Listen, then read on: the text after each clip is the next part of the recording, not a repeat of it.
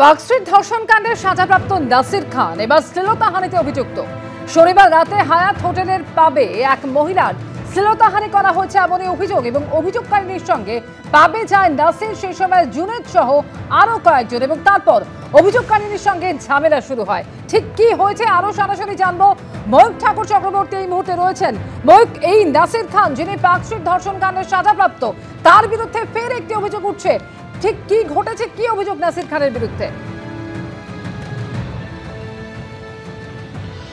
দেখো, এখনো পর্যন্ত যেটা জানা যাচ্ছে যে নাসির খান পার্কস্ট্রিট ধর্ষণকাণ্ডে সাজাপ্রাপ্ত। 2020 সালে পার্কস্ট্রিট ধর্ষণকাণ্ডের সাজার পর কনভিকশন হয় এবং তারপর তিনি জেল থেকে ছাড়া পান।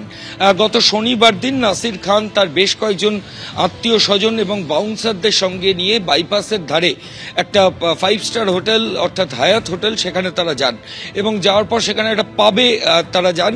সেখানে গিয়ে তারা রাত্রিবেলা পাবে পার্টি শুরু করেন। ওই পার্টিতে নাসিরের সঙ্গে যেমন বেশ কয়েকজন ছিল, তাদের মধ্যে একজনের নাম জুনেদ, মোহাম্মদ জুনেদ। এর সঙ্গে আরো বেশ কয়েকজন ছিলেন, তাদের মধ্যে একজন কাপেলও ছিলেন যারা নাসিরের পূর্ব পরিচিত।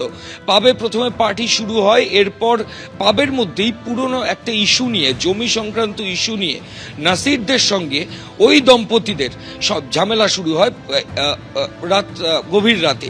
এবং যেটা জানা যাচ্ছে যে ঝামেলার পর আচমকাই নাসির এবং তার দলবল জুনেদরা পাবের মধ্যে বোতল, গ্লাস সহ বিভিন্ন জিনিস তাদেরকে ছুঁড়তে শুরু করে। পাবের মধ্যে একটা বিশৃঙ্খল পরিস্থিতি তৈরি হয়, মারধরের মতো সমস্যা তৈরি হয়। ওই দম্পতি যেটা অভিযোগ করছেন যে কোনোভাবে তারা ওই পাবের যে স্টক রুম, সেখানে তারা গিয়ে তারা আশ্রয় নেন এবং সেখান থেকে 100 ডায়াল তারা করেন। সেখান থেকে বিধাননগর দক্ষিণ থানার পুলিশ আধিকারিকরা খবর পান। খবর পাওয়ার পর ওই অভিযোগকারিনী তারা বিধাননগর দক্ষিণ থানায় ইতিমধ্যে লিখিত অভিযোগ দায়ের করেছেন। পার্কস্ট্রিট ধর্ষণকাণ্ডে সাজাপ্রাপ্ত আসামি নাসির খান এবং জুনেদ তার সহযোগী, তাদের বিরুদ্ধে এফআইআর এদের নাম রয়েছে। পুলিশ সূত্রে খবর যে অভিযোগকারিনীর অভিযোগ পেয়ে নাসির সহ ভারতের বাকিদের বিরুদ্ধে জোর করে আটকে রাখা অর্থাৎ রংফুল কনফাইনমেন্ট, এর সঙ্গে শ্লীলতাহানি, হুমকি সহ বিভিন্ন অভিযোগে এফআইআর রুজু হয়েছে। পুলিশ সূত্রে এটাও জানা যাচ্ছে যে নাসির বাহিনী অর্থাৎ নাসিরের সঙ্গে যারা ছিল তারাও একটা কাউন্টার এফআইআর, একটা পাল্টা এফআইআর বিধাননগর দক্ষিণ থানায় করেছেন এবং সেই এফআইআরেও বেশ কয়েকজনের নাম রয়েছে। অর্থাৎ দুপক্ষই এফআইআর এবং পাল্টা এফআইআর করেছেন। গোটা ঘটনার পর বিধাননগর পুলিশের তরফ থেকে বলা হচ্ছে যে তারা হায়াত হোটেল কর্তৃপক্ষের সঙ্গে কথা বলবে, প্রয়োজনে তারা সিসিটিভি ফুটেজ এক্সামিন করা শুরু করবে। আর দুপক্ষের তরফ থেকে অভিযোগ ইতিমধ্যেই থানায় রেজিস্টার্ড হয়েছে। ঠিক কী ঘটনা ঘটেছিল সেই এনকোয়ারি বিধাননগর কমিশনারেটের পুলিশ আধিকারিকরা শুরু করেছেন। আমরা অভিযোগকারিনীর সঙ্গে যোগাযোগ করার চেষ্টা করেছিলাম, কিন্তু তার বাড়ির যে অ্যাড্রেস সেটা সঠিকভাবে পাওয়া যায়নি এবং নাসির খানের সঙ্গে ওভার টেলিফোন আমরা যোগাযোগ করার চেষ্টা করেছিলাম। বারবার ফোন বাজার পরেও নাসির খান এখনো পর্যন্ত ফোন ধরেননি। অভিযোগ পাল্টা অভিযোগ হয়েছে, কিন্তু পার্কস্ট্রিট ধর্ষণকাণ্ডে অন্যতম অভিযুক্ত যিনি পরে মুক্তি পেয়েছেন 2020 সালে, সেই নাসির খানের বিরুদ্ধে এবার বাইপাসের ওপর 5 তারা হোটেলে শ্লীলতাহানির অভিযোগ কিন্তু সামনে এলো। ধন্যবাদ ময়ূক। চলে আসি পরের খবরে। পুরো নিয়োগ দুর্নীতির তদন্তে 6 জায়গায় ইডির তল্লাশি। কলকাতা 2 জায়গায় ইডির অভিযান চলছে, অন্যদিকে বেলেঘাটা 2 জায়গায় ব্যবসায়ীর বাড়িতে একদিকে যেমন অভিযানে নেমেছে কেন্দ্রীয় এজেন্সি, পুরো নিয়োগ দুর্নীতির তদন্তে ব্যবসায়ীর বাড়িতে পৌঁছে যান ইডি আধিকারিকরা। বেলেঘাটায় ব্যবসায়ীর বাড়িতে পৌঁছয় ইডির 6 সদস্যের একটি টিম।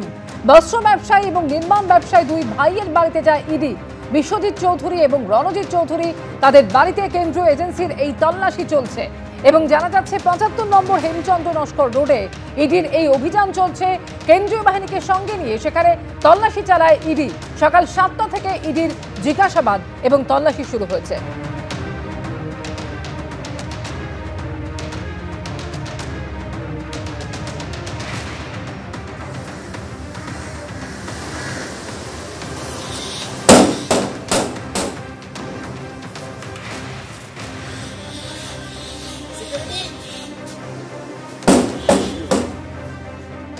কি বিজনেস রয়েছে? বিজনেস আছে। আমি সিন্স 1986 রিয়েল এস্টেটে আছি। ইদানিং আমার 2টি হোটেল আছে পুরীতে। ঠিক আছে। ইডির টিম কি আপনাদের ডাক? বিশ্বজিৎ বাবু আমার দাদা হন। উনি কি করেন? না জিত ইন্টারন্যাশনাল। আপনার বাড়িতে ইডি কি এখন কথা বল? আপনি বাড়িতে ছিলেন না পাশের বাড়িতে? হ্যাঁ, কোনো কিছু কমিউনিকেট করলো যে কোন মামলার পরিপ্রেক্ষিতে আপনাদের? না আমি কিছু জানি না। পুর নিয়োগ দুর্নীতি তদন্তে সকাল থেকে আজকে একাধিক জায়গায় ইডির তল্লাশি অভিযান শুরু হয়েছে। এর মধ্যে দুই ব্যবসায়ী, তাদের বাড়িতে আজকে ইডি আধিকারিকরা তারা পৌঁছে যান। 6 সদস্যের একটি টিম তারা পৌঁছে যায় এবং সকাল 7টা থেকে শুরু হয়েছে জিজ্ঞাসাবাদ এবং তল্লাশি অভিযান।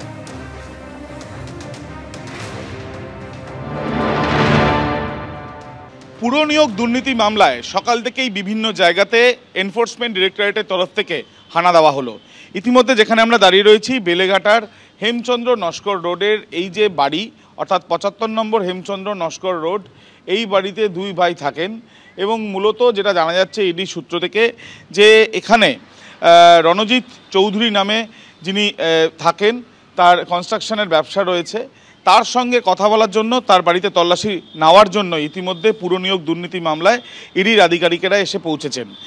মূলত আমরা জানি যে ইডির তরফ থেকে যে মামলা রুজু করে তদন্ত শুরু করা হয়েছিল পুর নিয়োগ দুর্নীতির কেসে, সেই তদন্তে ইতিমধ্যে আমরা জানি যে বেশ কয়েকবার তল্লাশি অভিযান চালানো হয়েছিল এবং তল্লাশি অভিযান চালানোর পর তারা বিভিন্ন জায়গা থেকে যা উদ্ধার করেছেন সেই সূত্র ধরে বিভিন্ন তথ্য প্রমাণকে সামনে রেখে কোথায় কোথায় টাকা গিয়েছে এবং কোন কোন অ্যাকাউন্ট ব্যবহার হয়েছে সেই বিষয়গুলো জানার জন্যই তাদের তরফ থেকে এই তল্লাশি অভিযানের প্রক্রিয়া আজকে চালানো হচ্ছে। মূলত বেলেঘাটা যেখানে আমরা দাঁড়িয়ে রয়েছি এই জায়গার আর সামনে আরও একটি ফ্ল্যাটে, সেখানেও কিন্তু এই তল্লাশি অভিযান চালানো হচ্ছে। ইতিমধ্যে দেখা যায় যে ঢোকার সময় ইডির তরফ থেকে এই গেটে তারা প্রথমে আটকে যান, তার কারণ তালা বন্ধ অবস্থায় ছিল। পাথর দিয়ে সেই তালা ভাঙার চেষ্টা তারা করেন এবং তারপরে দেখা যায় যে তাদের তরফ থেকে এখানে যিনি সিকিউরিটি গার্ড পাশের বিল্ডিংয়েই ছিলেন তাকে নিয়ে আসা হয়, চাবি দিয়ে ভেতরে খোলার চেষ্টা করা হয়। বাড়ির যারা সদস্যরা তাদের সঙ্গে যোগাযোগ করার পর আমরা দেখতে পাই যে যিনি এখানকার বাসিন্দা অর্থাৎ রণজিৎ চৌধুরী, তার সঙ্গেও আমরা কথা বলি। তিনিও জানান যে তিনি কনস্ট্রাকশনের ব্যবসা রয়েছে এবং হোটেল রয়েছে এবং কী কারণে ইডি এসে তাকে স্পষ্টত সেই সময় না বললেও তিনি সম্পূর্ণ সহযোগিতা করবেন বলে তিনি জানান। এরপর ইডির তরফ থেকে এই যে জায়গায় আমরা দাঁড়িয়ে রয়েছি এখানে তল্লাশি চালানো হয় এবং ওই যে আরেকটি ফ্ল্যাট রয়েছে তাদের, যে ফ্ল্যাট বন্ধ অবস্থায় রয়েছে বলে তাদের দাবি, সেই ফ্ল্যাটেও কিন্তু তল্লাশি অভিযান চালানো হয়। এখনও পর্যন্ত এই যে বিল্ডিংয়ে বেশ কয়েক ঘন্টা পেরিয়ে গেলেও এই পুর নিয়োগ দুর্নীতি যে অভিযোগ বা যে মামলা রয়েছে সেই মামলার পরিপ্রেক্ষিতে এই যে তল্লাশি অভিযান, সেখানে দেখার বিষয় যে এর আগে যা যা উদ্ধার করা হয়েছিল, যে নথি উদ্ধার হয়েছিল, টাকা উদ্ধার হয়েছিল, বা এখনও পর্যন্ত প্রাথমিকভাবে তদন্তে যে ফাইন্ডিংস, তার থেকে কোথায় কোথায় সেই টাকা গিয়েছে বা অন্য কোনো জায়গায় সেই টাকা খাটানোর প্রয়াস চালানো হয়েছিল কিনা, সেই বিষয়গুলো নিশ্চিত হওয়ার জন্যই এই তল্লাশি অভিযান বলে জানা যাচ্ছে ইডি সূত্র থেকে। ক্যামেরায় শ্যামল জানার সাথে সৌমিত্র রায় ও আবির দত্ত, এবিপি আনন্দ, কলকাতা।